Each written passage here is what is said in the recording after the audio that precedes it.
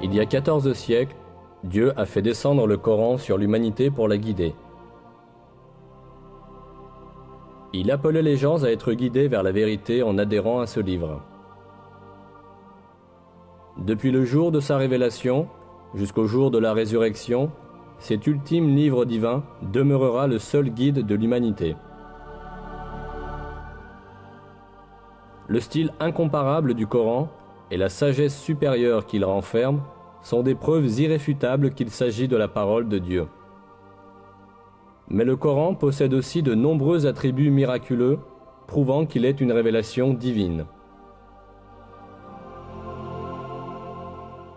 L'un de ces attributs est le fait qu'un certain nombre de vérités scientifiques, que seule la technologie du XXe siècle nous a permis de découvrir, étaient déjà affirmées dans le Coran voici 1400 ans.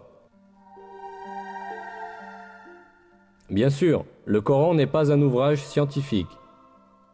Cependant, de nombreux faits scientifiques qui sont exprimés dans ces versets, d'une manière extrêmement concise et profonde, n'ont été découverts qu'au moyen de la technologie du XXe siècle.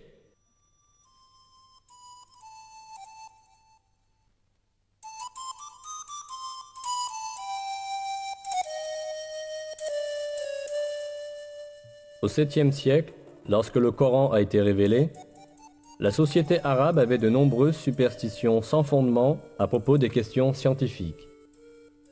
Ne possédant pas la technologie pour observer l'univers et la nature, les anciens arabes croyaient à des légendes héritées des générations passées.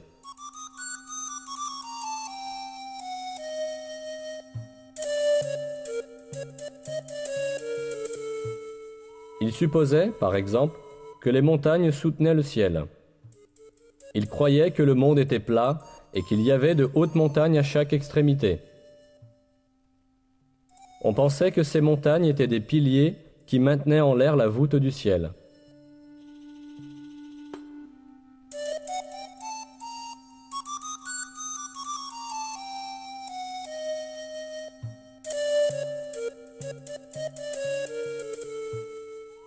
Mais ces superstitions de la société arabe furent balayées par le Coran.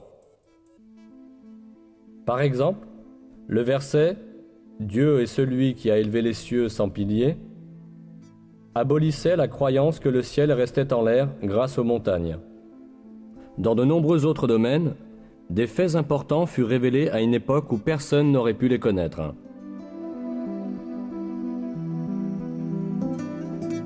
Le Coran, qui a été révélé à une époque où les gens savaient très peu de choses sur l'astronomie, la physique ou la biologie, contient des faits essentiels sur des sujets variés, comme la création de l'univers, la création de l'être humain, la structure de l'atmosphère et les équilibres délicats qui rendent possible la vie sur Terre.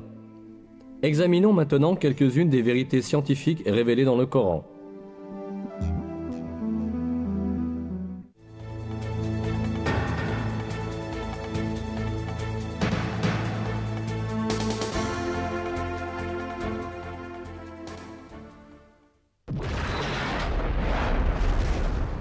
L'origine de l'univers est décrite dans le Coran dans le verset suivant. Lui, qui est à l'origine des cieux et de la terre. Cette information, donnée dans le Coran, est totalement en accord avec les découvertes de la science contemporaine. La conclusion, atteinte par l'astrophysique aujourd'hui, est que l'univers tout entier, ainsi que les dimensions de la matière et de l'espace, sont apparus à la suite d'une grande explosion qui a eu lieu hors du temps.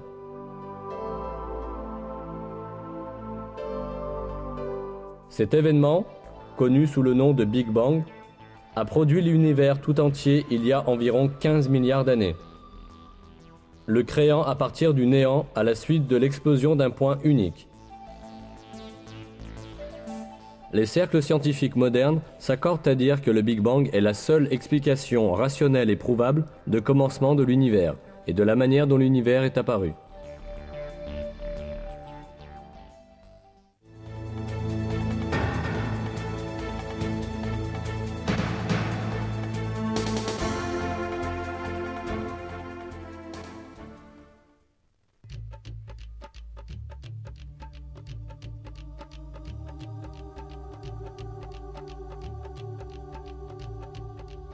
Dans le Coran, qui a été révélé voici 14 siècles à une époque où la science de l'astronomie en était à ses balbutiements, l'expansion de l'univers est décrite ainsi.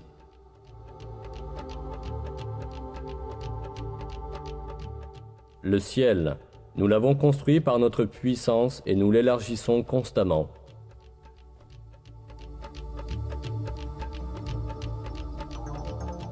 Le mot « ciel », utilisé dans ce verset, est employé en divers endroits du Coran pour désigner l'espace et l'univers. Ici encore, c'est dans ce sens que le mot est employé. Autrement dit, le Coran nous informe que l'univers est en expansion. C'est exactement à cette conclusion que la science est parvenue aujourd'hui. Les recherches, les observations et les calculs effectués grâce à la technologie moderne ont cependant révélé qu'en réalité, l'univers a eu un commencement et qu'il est en expansion constante. Au début du XXe siècle, le physicien russe Alexander Friedmann et le cosmologue belge Georges Lemaître ont calculé théoriquement que l'univers est en mouvement constant et en expansion.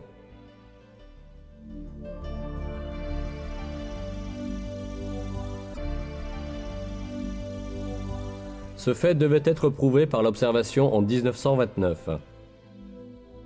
En observant le ciel avec un télescope, l'astronome américain Edwin Hubble découvrit que les étoiles et les galaxies s'éloignaient constamment les unes des autres.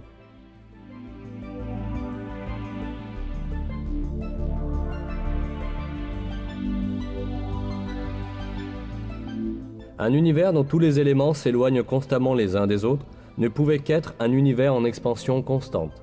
Les observations effectuées les années suivantes confirmèrent que l'univers est en expansion constante. Ce fait avait déjà été expliqué dans le Coran quand personne ne pouvait le connaître. C'est parce que le Coran est la parole de Dieu, le Créateur et le Maître de l'univers tout entier.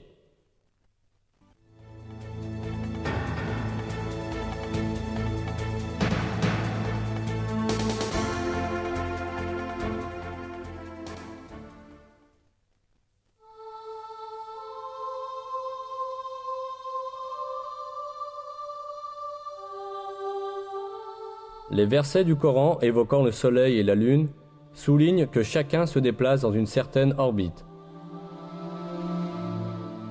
C'est lui qui a créé la nuit et le jour, le Soleil et la Lune. Chacun vogue dans une orbite.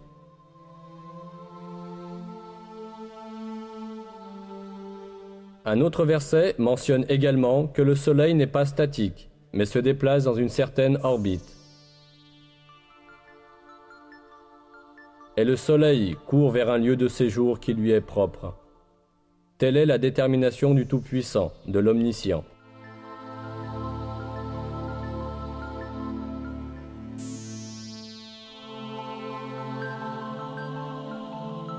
Ces faits, qui nous sont communiqués par le Coran, ont été découverts à notre époque par l'observation astronomique. Selon les calculs des experts en astronomie, le Soleil voyage à la vitesse extraordinaire de 720 000 km à l'heure. Cela signifie que le Soleil parcourt environ 17 280 000 km par jour. Avec le Soleil, les planètes et les satellites de son système gravitationnel parcourent aussi la même distance. De plus, toutes les étoiles de l'univers effectuent le même genre de déplacement organisé. Le fait que l'univers tout entier est plein de chemins et d'orbites de ce genre est exprimé dans le Coran en ces termes. Par le ciel aux voies parfaitement tracées.